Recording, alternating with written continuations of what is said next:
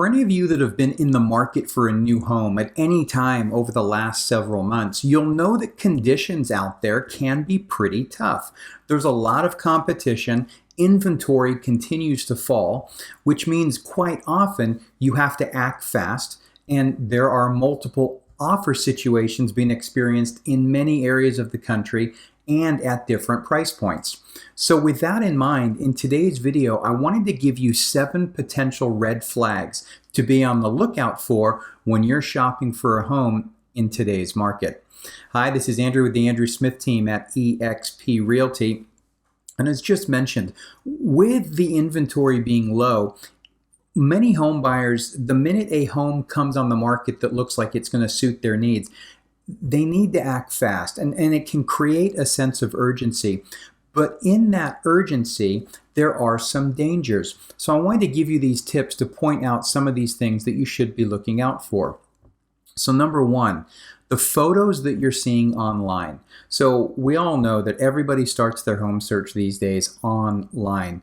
So as an agent, especially given the pandemic and everything else that we've been dealing with, the need to present that home as good as possible online is greater than ever. So if you're looking at a home online and there's not a whole lot of pictures of the interior, most of them are being taken from the outside. There's a lot of rooms that you think should be there that are being skipped. That's red flag number 1. Why is that? You just have to ask yourself the question. It doesn't necessarily mean that there's a huge problem there, but it could be an indication that they're trying to hide something. They're trying to just show the best features and trying to get you to the property, in which case, again, if there's a lot of people there, you may not look at things as closely as you probably should have. The second thing is to look for is, again, low inventory. So if you drive into a neighborhood or you go into an area and there seems to be more for sale signs on that street or in that neighborhood than in other neighborhoods or streets that you've looked at, that can also be a red flag. The question becomes why? Why are so many people moving out of that area? It never hurts to have your agent reach out to the listing agent prior to submitting an offer and asking the question, can you let me know why the sellers are moving? Are they going to say, oh my gosh, crime is going up? Probably not, but you're going to be able to gauge by their answer if there might be something else there that you should be concerned about. Number 3, a house comes up on the market and the price seems too good to be true. Prices have been increasing steadily for much of the last decade. And, with that in mind and with low inventory, it's often the case where sellers might list their home a little bit more on the high side. You're pushing the price envelope. So if you get a house that's listed that suddenly seems as though the price is too good to be true, maybe it is. Maybe there's something there that they're looking at and trying to, again, cover up. Not always. This is a tactic that banks used back in the crash, where you would intentionally list a price lower than market value, especially in low inventory conditions. It would create so much activity on a multiple offer situation, it would force that price up. So it would end up being at or even above where the sales price could have been had it not been listed that low in the first place. But again, just something to be aware of and to keep your eyes open for. Number 4 is smells.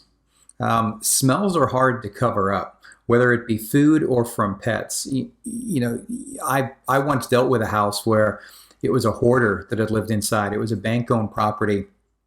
And when I first got possession to that property, I opened the front door and couldn't even enter.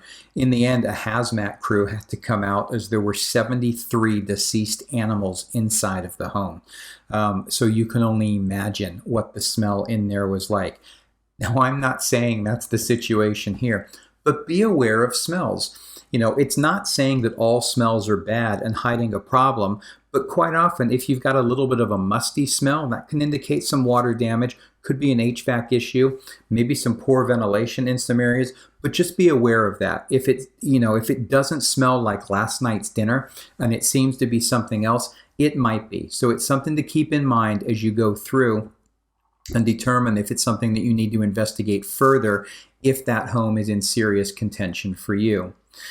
Number 5 has to do with the foundation. I mean, here in North Texas, as you know, the foundations move. So we need to be on the lookout for that. Right? So the way that you're going to see it, look for cracks along the outside of the home, especially if it's cracks through a brick or through stonework. That's an indication of a problem.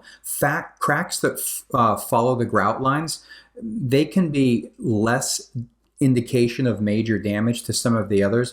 And then when you're inside the home, do any of the areas on the floor seem a little bit uneven? Are there cracks extending from the corners of windows across the drywall or the corners of doors? Are there any doors that don't look as though they shut properly? Things like that. That's another one to keep in mind. Number 6, drainage and water damage. We actually had this on a property that we dealt with recently. We were representing the buyers, and there was an area at the front of the home that just seemed unusually wet. There had been some rain, but it should have drained away by now. And in the inspection that was done, we actually found that the grading came back towards the house, which had caused some foundation issues. So you want to be on the lookout. Look for water stains on walls and ceilings. Look for standing water around the property. It could be a cracked pipe. It could be a sprinkler issue. Doesn't necessarily mean it's a major problem, but take a look at that because water can be very damaging over time. And finally, number 7 here in this video at least, look for indication of pest and insect infestation. It's something that we don't always look for, but if you're going around and touring a home, just every so often glance down towards the baseboards. Quite often you might see a little wing or dead bugs, and they seem to accumulate right along the baseboards. Just keep an eye out on things like that. You know, especially if it's a wood destroying pest, those are the ones that you're going to be most concerned of. But at the same point in time, no one wants to move into a house that's infested with ants either. That's no fun. So anyways, 7 quick tips there for you. I hope that those will help just to keep, on some of the things you should be keeping an eye out for, especially in today's market as decisions are being made fairly quickly. So if you like this content and you'd like to receive more of it, go ahead, hit that like button, subscribe to the channel. I would greatly appreciate it. And that way you'll be notified anytime I post a new video.